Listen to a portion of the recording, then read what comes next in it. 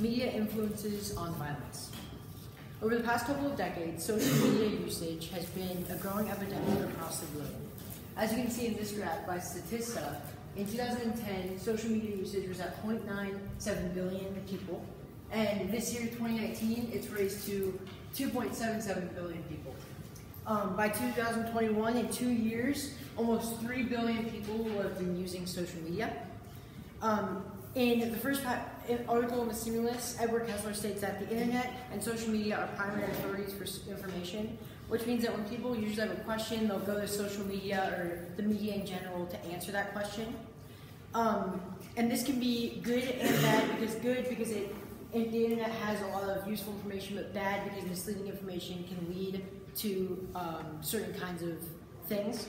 So in the first couple months of 2018, there was this series of events called the London Stabbings, in which 55 murder cases were filed because of stabbings in London.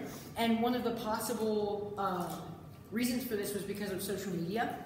And some of the people were receiving threats online, and they were taking it out in the streets of London on the people who were receiving the threats. So this raised the question, does social networking and media, like YouTube and Facebook, cause violence between citizens? So there are 3 types of information that can cause violence: misleading, violent, and cyberbullying. Misleading information can provide false and information that is opinion-based, because the internet allows us to click on what we like to see, and it boosts our opinions on certain matters. We saw this a couple of weeks ago in the New Zealand shooting, in which the shooter he had a preconception that Muslims were bad, and therefore he acted out on that, and most of this was because of building off of information on the media. Violent information is also a big part of causing violence in real life, opposed to media. It's just because of Meredith Gassner, MD, states that there is a literature that connects certain types of internet use to increased aggressive behavior.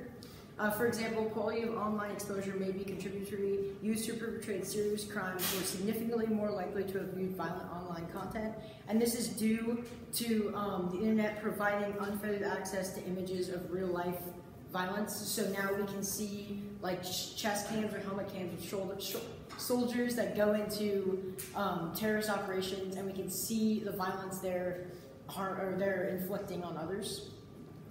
Cyberbullying is another one of these ways that this can occur. Bahati Russell, who is a graduate of the University of Greensboro, describes cyberbullying as bullying that takes place over devices. So this allows bullying to not just happen at school or in public places, but now bullying can happen at home. So people who are being bullied are now being bullied across all sorts of environments.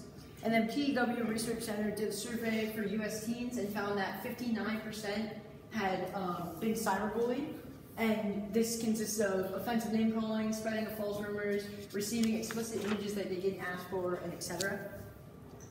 So how do these things specifically cause violence?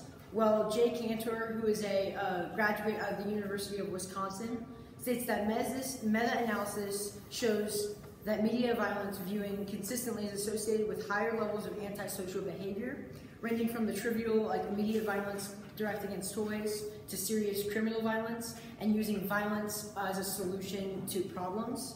So youth, when they put youth in watching violent media and then gave them a stuffed animal, these are the types of things they would do to the stuffed animal. They would rip its head off or do whatever because of viewing the violent media.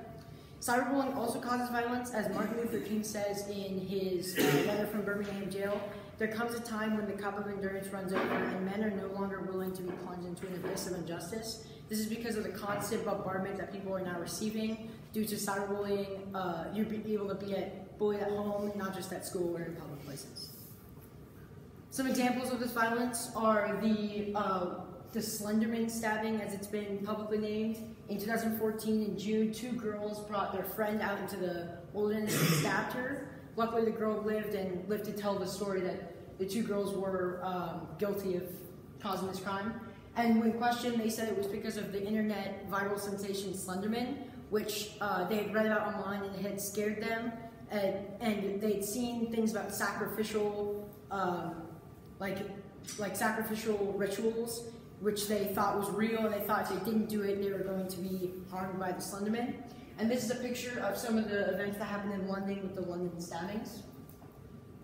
So there are solutions to this problem. Will Boggs, MD, states that parents should be mindful of what shows their children will watch and which games they play. They can do this by looking over them or using programs like NetNanny, which is a thing that goes into, you download on your computer and it'll block certain applications or websites that you can choose. So it'll block those violent sources of information from children. The best thing for adults to do is to speak out against legislators and try to get more restrictions put on internet services. So going to public meetings and speaking out. So in conclusion, I found that social media has been linked to cause some forms of violence in the past, but there isn't really solid evidence that proves this, as there are still studies going on between the effects on the brain and different causes of violence, whether it be shooting, stabbing, whatever, on the brain. But there are ways to limit what we view, as we can download things like NetNanny and go out and speak against legislators to limit this violent information. Thank you.